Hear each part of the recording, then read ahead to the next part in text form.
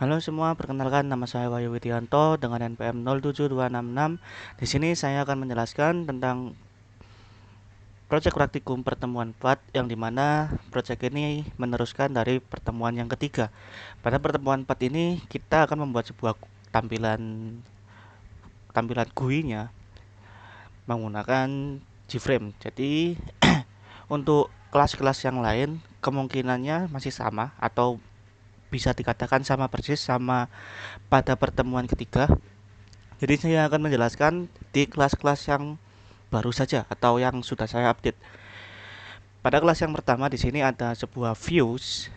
Ini adalah sebuah kelas untuk kelas induk untuk membuat sebuah tampilan tampilan GUI-nya atau tampilan Gframe-nya yang dimana pada pada kelas ini dia mempunyai dua metode protected dan dua metode abstrak. Jadi dua metode yang pertama ini adalah bounded add. Bounded add ini fungsinya hanya untuk mengatur set boundnya, xy dan width h-nya. Kemudian dia akan mereturn nilai add-nya. Jadi dia akan set posisi dan tambahkan ke layar utamanya atau ke root layer Gframe-nya. Kemudian di sini ada atribut font. Dari sini defaultnya adalah Arial. Ini bisa diganti-ganti. Dan kemudian ada init window. Jadi init window ini gunanya untuk inisialisasi dari Windows seperti set title pada tampilan GUI-nya, kemudian close operation, set size-nya, ada set minimum size dan maximum size, get control panel background-nya kita set menjadi white, terus dia relatif dia null dan layout-nya dia juga null. Kemudian pada metode init window ini dia akan memanggil sebuah init komponen dan event. Jadi dua metode ini adalah metode abstrak yang nantinya akan diimplementkan ke kelas-kelas GUI-nya atau kelas anaknya. Oke, kita beralih ke murid controller. Jadi ini untuk atas-atasnya masih sama, yang berbeda hanya di sini. Ini ada tambahan untuk default table model. Dari fungsi untuk default table model ini untuk menampilkan sebuah tabel atau membuat sebuah tabel dari data-data yang diambil dari kelas model atau dari database. Jadi sini dibuatkan dulu objeknya, default table modelnya. Kemudian default table model ini data table ini akan diset column identifiernya berdasarkan yang kita ketik di sini. Jadi kita buat sebuah objek, array objek namanya calls dan kita isikan nama-nama kolomnya. Di sini kita ambil berdasarkan seperti pada tabel di database. Setelah itu di line 43 ini akan diambil sebuah data dari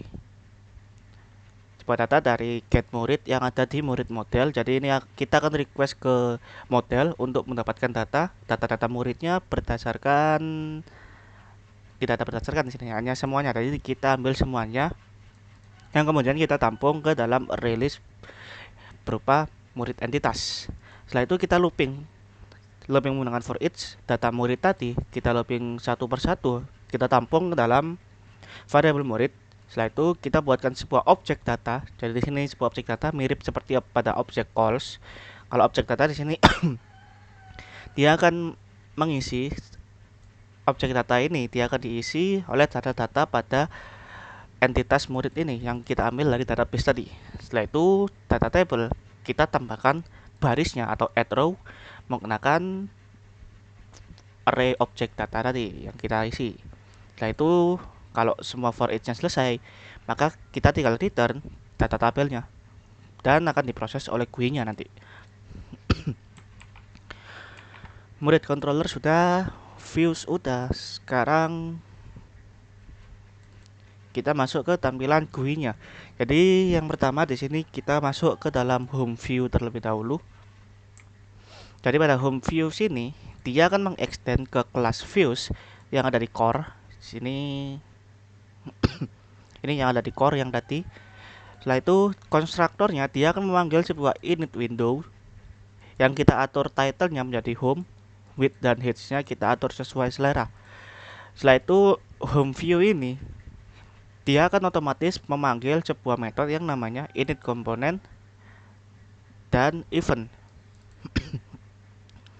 Jadi init window ini dia akan otomatis memanggil init komponen, atau konstruktor ini dia akan otomatis langsung memanggil init komponen dan event tanpa kita tulis di sini. Tanpa kita tulis di sini dia akan otomatis memanggil metode-metode ini. Jadi untuk konstruktornya kita hanya menginisialisasi windownya. Kemudian untuk metode init komponen, oke, sebelum itu kita scroll ke paling bawah. Yani untuk daftar komponennya saya taruh di paling bawah untuk tidak mengganggu di atas. Di sini ada label, button, text field, scroll panel, dan glabel. Jadi ini semua kita inisialisasi di bawah dan kita buat objeknya di bawahnya menggunakan sintak Java yang terbaru di Java 13 menggunakan kurung kuraba buka dan kurung kuraba tutup. Di dalamnya kita isi seperti ini. Jadi ini ini membuat sebuah variabelnya dan ini akan membuat sebuah objeknya. Nanti objek ini akan diproses di bagian init komponen. Di init komponen title tadi, komponen title kita set. Jadi kita set fontnya menjadi Arial. Karena sini saya title-nya ini berbeda dari yang lain, jadi saya set dia bold dan size-nya 16. Untuk yang lain ini menggunakan default size-nya mungkin 11 atau 12, fontnya dia regular, dan name fontnya ini kalau nggak salah dia itu Sego UI.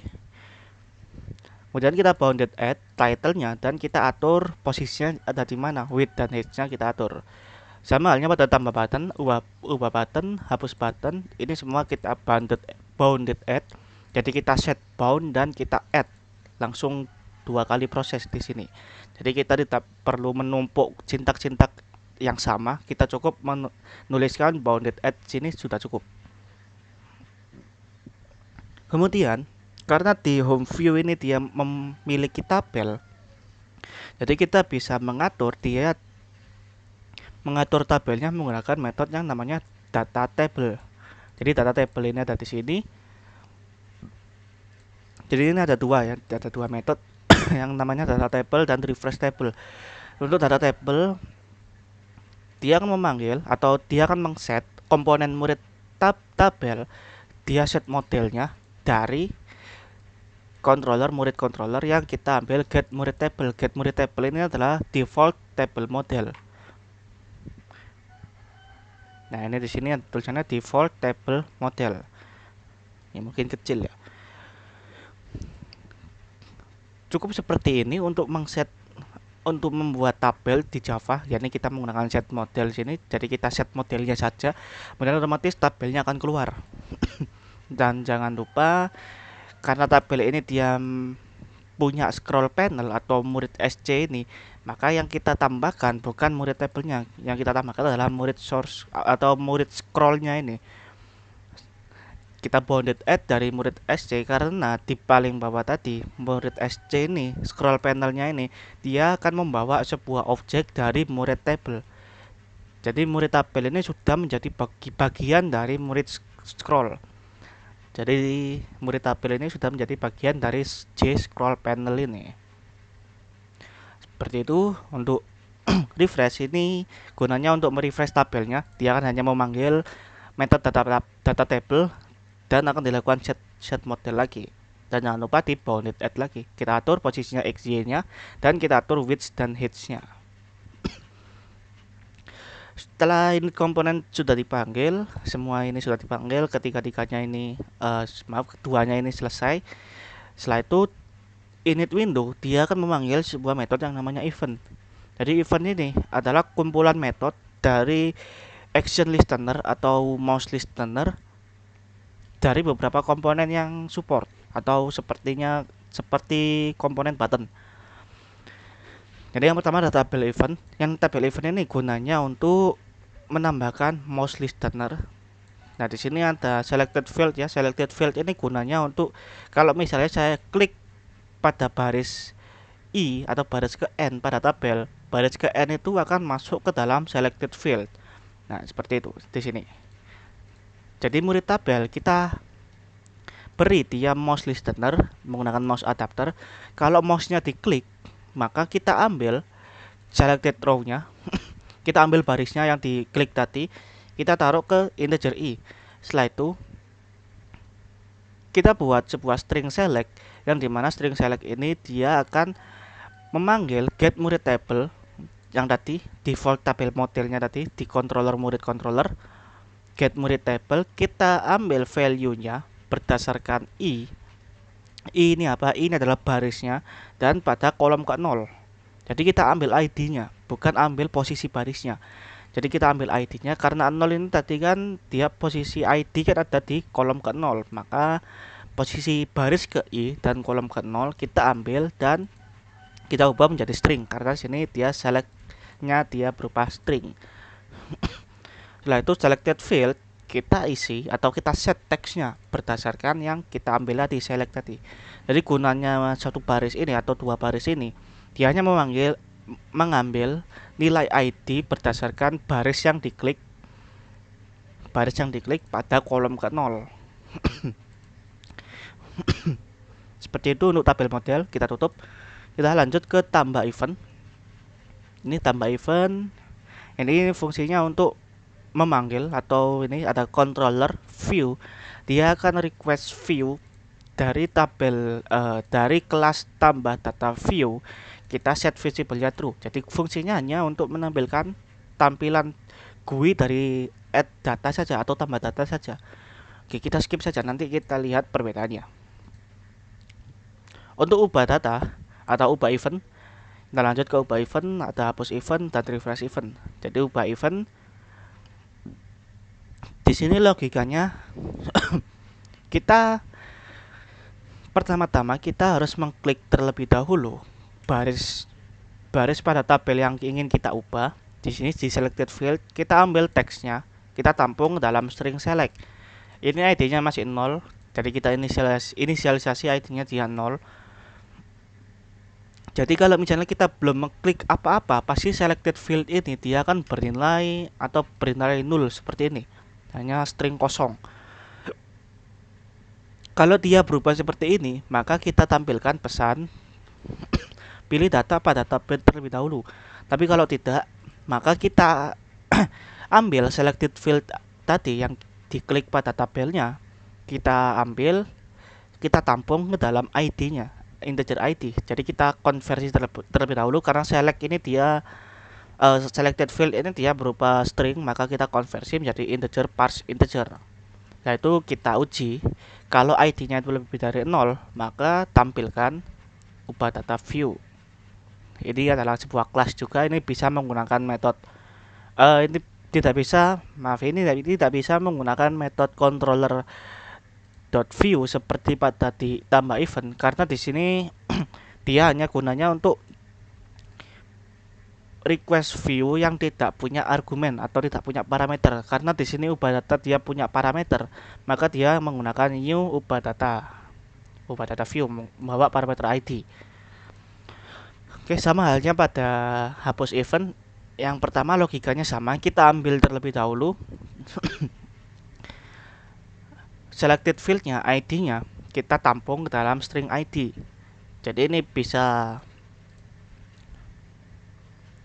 oke. Sepertinya ini tidak ada pengujiannya. Jadi selected field akan diambil, ditaruh ke dalam string ID. Setelah itu kita cari murid select, kita tampung ke dalam murid select ya, murid entitas.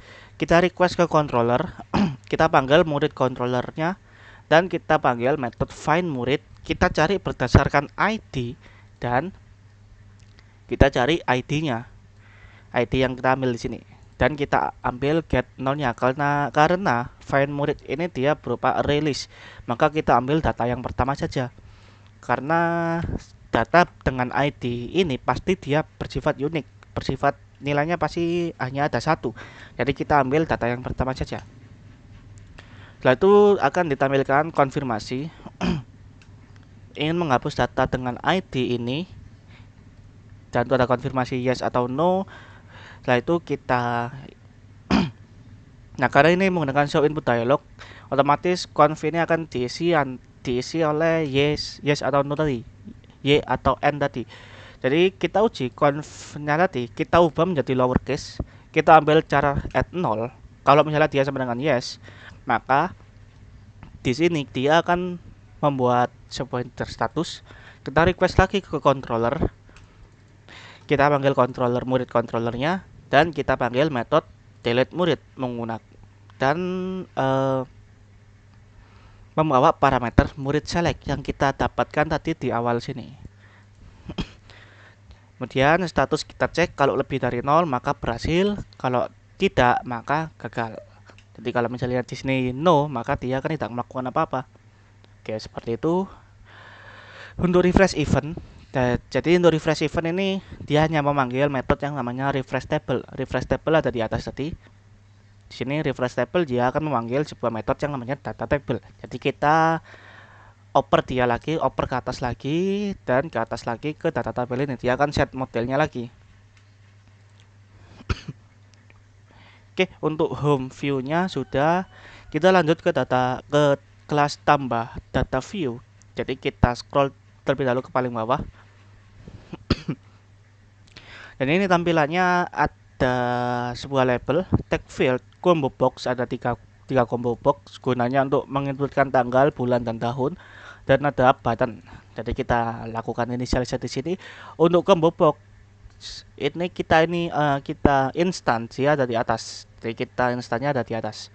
Oke, kita balik ke atas. Jadi itu adalah komponen-komponennya. Ini sama seperti pada home view. Dia akan mengextend ke tampilan view atau ke kelas view. Setelah itu pada konstruktornya dia akan memanggil sebuah init window dan kita set init title-nya menjadi tambah data murid, width-nya dan height-nya kita set. Setelah itu pada init komponen di sini simple saja untuk menambahkan komponen-komponennya seperti tadi bounded add semuanya berdasarkan komponen yang kita masukkan. Jadi untuk back button ini dia akan di set backgroundnya color white, focus binded dan border bindednya kita atur false. Karena ini bersifat tombol kembali maka kita atur seperti ini. Dan kita bounded add lagi, titlenya sama seperti home, saya maunya size nya 18 dan fontnya bold. Dan untuk field terus combo box dan label atau button di sini menggunakan metode bounded add tadi untuk menambahkannya. Nah, untuk submit button di sini ada sebuah untuk submit button dan reset button di sini ada pengesetan yakni set background dan set foreground. Jadi backgroundnya ini adalah tampilan belakangnya, foreground ini adalah tampilan depannya atau tampilan tulisannya. Seperti itu. Jadi di sini ada sebuah metode lagi yang namanya set date box. Jadi di sini akan melakukan inisialisasi pada tanggal box, bulan box, dan tahun box. Ini akan kita inisialisasi ada di sini. Pada set date box di sini akan dibuatkan sebuah objek dari jcombo box yang membawa parameter tanggal. Jadi kita buat terlebih dahulu string tanggalnya. Karena tanggal maksimal ada 31, maka array string ini kita maksimalkan dia ada di 31. Kita lakukan looping. Tanggal index ke 0 kita isi dengan string value of. Jadi ini karena berupa integer, maka kita konversi terlebih dahulu menjadi string i plus 1. Jadi kalau i-nya ini 0, maka dia akan menambahkan 1, tanggal 1. Kalau i-nya 1, maka dia menambahkan tanggal 2 dan seterusnya sampai tanggal 31. Setelah itu string array ini kita bawa ke jcombo box ini untuk melakukan instance. Jadi tanggal dari komponen tanggal box. Sama halnya pada bulan, karena bulan ini dia bersifat alfabetik, maka kita inisialisasi dia manual menggunakan string array lagi namanya bulan. Sini mulai Januari sampai ke Desember dan lakukan yang sama pada sama halnya pada yang ada di atas. Dilakukan instan dan membawa sebuah parameter yang berupa string bulan. Dan untuk tahun di sini saya tahunnya mulai dari tahun 1990 sampai ke 2021.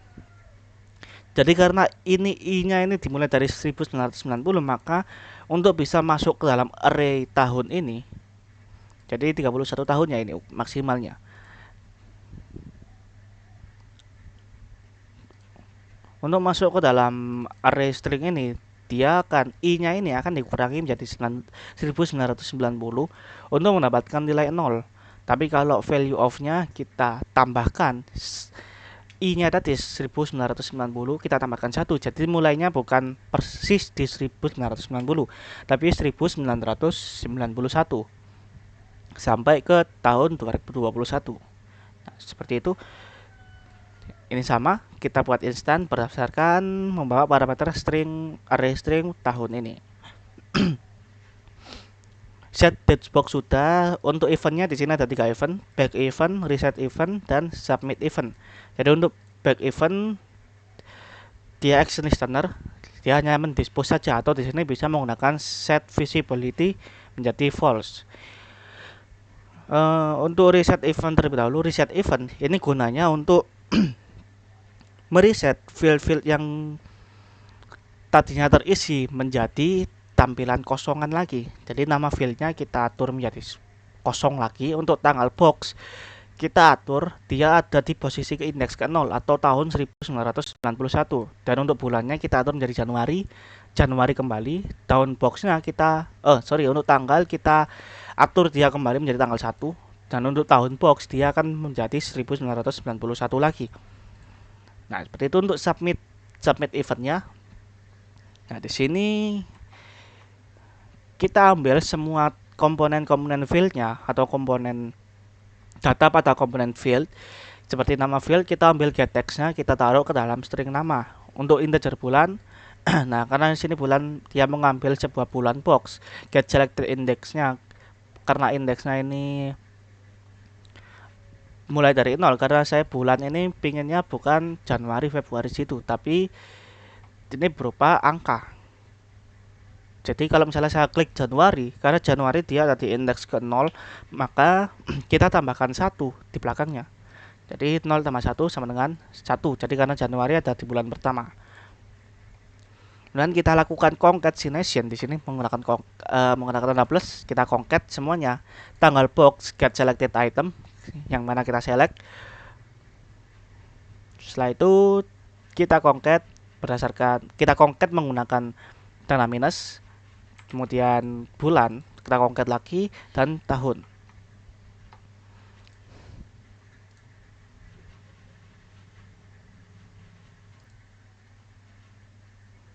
Untuk nomor telepon juga sama, alamat juga sama, dan kelas juga sama seperti pada nama. Jadi kita ambil komponennya, kita ambil teksnya. Setelah itu kita uji semuanya untuk nama, nomor telepon, alamat, dan kelas. Kita cek apakah lengthnya itu, kalau misalnya dia lengthnya itu sama dengan 0 atau tidak menginputkan apa-apa, maka kita keluarkan pesan menggunakan show message dialog. Kita keluarkan pesan data tidak boleh kosong. Tapi kalau lengthnya ini semua dari komponen ini dia diinputkan atau lebih dari 0, maka kita buat sebuah entitas baru, murid entitas. Kita lakukan sebuah instan entitas, ID-nya kita berikan dia 0, tetapi untuk komponen-komponen atau atribut lainnya kita ambil dari yang kita ambil di komponen tadi. Setelah itu kita request di controller, kita panggil murid controller, dan kita panggil metode yang namanya add murid, membawa sebuah entitas data baru tadi. Hasilnya ini kita tampung ke dalam integer status, dan kita cek kalau statusnya lebih dari 0 maka berhasil ditambah, dan lakukan dispose atau langsung keluar dari tampilan tambah data view-nya tadi. Tapi kalau tidak tidak lebih dari 0 maka gagal ditambah. Nah, seperti itu. Kita lanjut ke kelas yang terakhir, yakni ubah data view. Pada ubah data view, di sini juga sama, dia sama sedikit berbeda maksudnya, tapi secara keseluruhan masih sama. Jadi untuk konstruktornya ini kita lihat terlebih dahulu, dia extend ke view, dan ada dua atribut di sini, atribut integer ID murid dan murid entitas murid. Jadi karena konstruktornya ini dia membawa sebuah parameter integer ID, maka integer ID ini akan ditampung ke dalam atribut integer ID murid ini, integer ID murid ini. Setelah itu kita cari find muridnya, kita request ke controller, kita panggil metode find murid berdasarkan ID, dan kita panggil ID muridnya yang dibawa oleh parameter konstruktornya. Kita ambil get ke nolnya. Setelah itu kita lakukan init window, title-nya kita ubah menjadi ubah data murid, width dan height-nya kita set. Setelah itu kita atur set visible-nya true. Nah, sebelum masuk ke init komponen, kita lihat di paling bawah. Di sini ada hanya 3 saja, label, text field, dan button. Semuanya dilakukan pembuatan objek di instance semuanya. Kita balik lagi ke atas. Ini sama seperti pada tambah data view. Semuanya sama, tapi yang berbeda hanya di sini. Nama field kita set teksnya berdasarkan objek murid yang kita cari tadi, kita ambil namanya.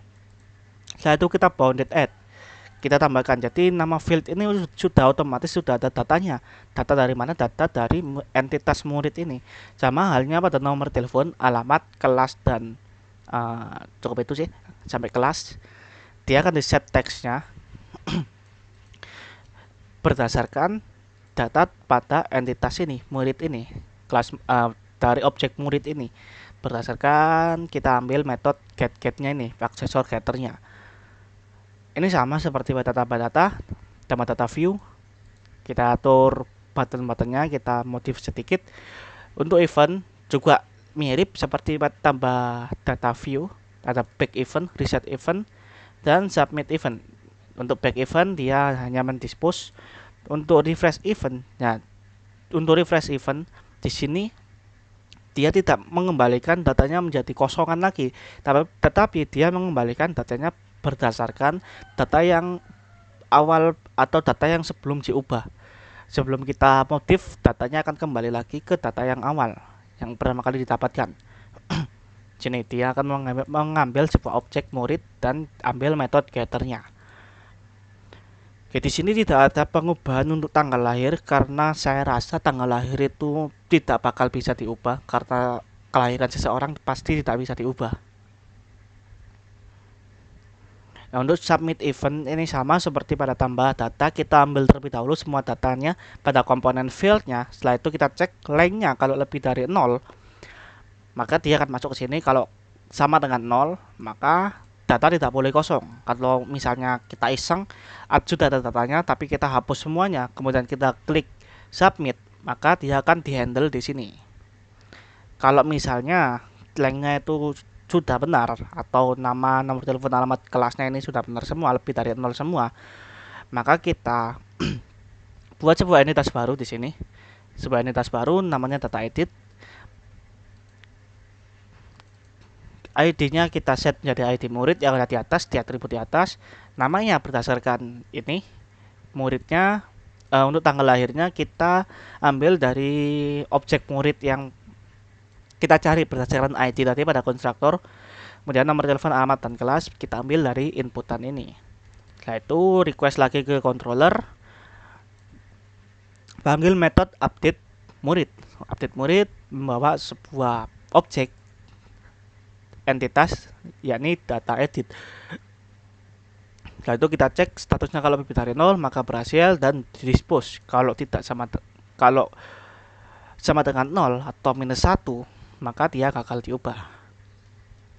Oke, seperti itu untuk tampilan dari view komponennya atau view tampilan GUI-nya. Untuk main dan pendaftaran kursusnya ini masih sama semuanya. Mungkin ini sedikit berbeda. Untuk pendaftaran kursus, dia merequest ke controller menggunakan view, panggil kelas home view-nya, kita set visible-nya menjadi true. Jadi ini adalah kunci awalnya atau kunci masuk dari tampilan GUI-nya. Sebelum itu, pada main-nya ini akan membuatkan sebuah objek app, objek aplikasinya dari kelas pendaftaran kursus. Kita panggil app init-nya. Oke, kita bisa jalankan, tapi sebelum itu pastikan subnya sudah dalam kondisi nyala MySQL. Kemudian kita coba jalankan, run.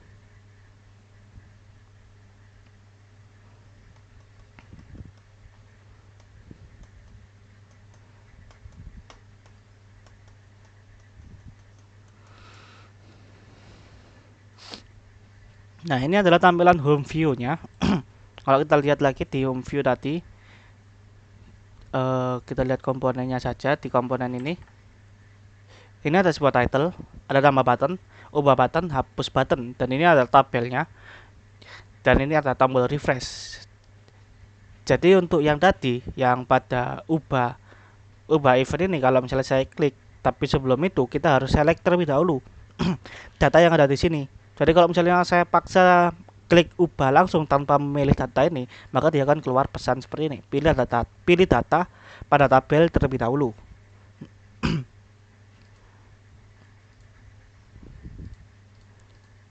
Mungkin kurang besar, bentar.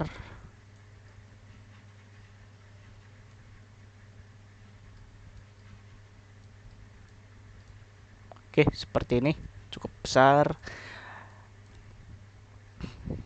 Jadi kalau saya klik ubah data, maka dia akan tampil pesan seperti ini.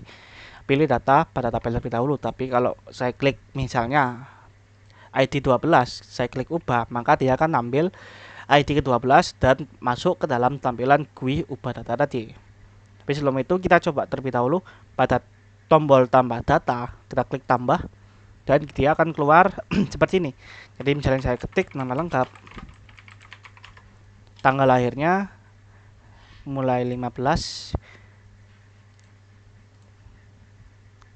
Januari, atau misalnya saya acak aja.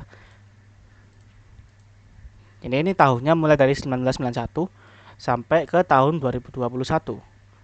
Misalnya saya acak seperti ini. Nomor teleponnya terserah, alamatnya juga terserah. Kelasnya misalnya A2. Jadi kalau misalnya saya klik submit, maka datanya akan otomatis ditambahkan. Tapi kalau saya klik reset, maka datanya akan balik lagi ke tampilan awal atau kosong. Coba kita submit terlebih dahulu. Kita submit terlebih dahulu, klik, berhasil ditambah.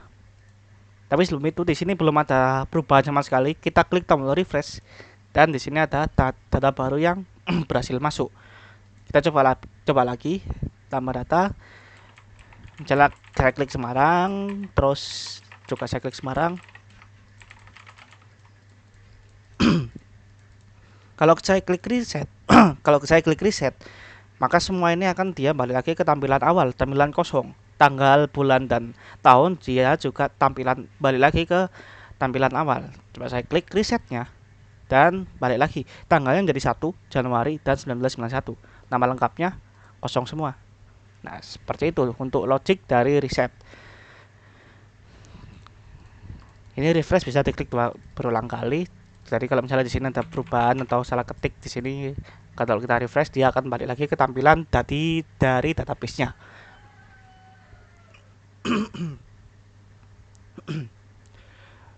Nah, kita lanjut ke metode ubah data.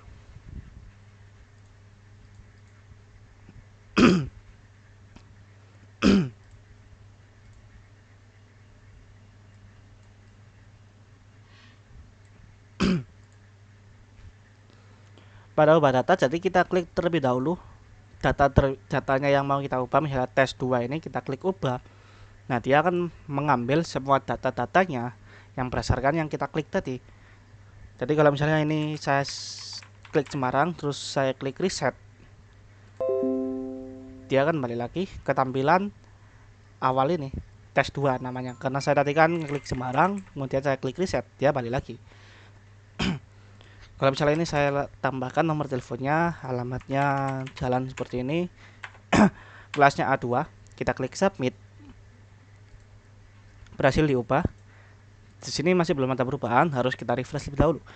Tadi kita merubah sebuah alamat dan kelas, nomor telepon, alamat, dan kelas ya. Jadi kalau misalnya kita refresh dan nomor telepon, alamat, kelasnya sudah berubah.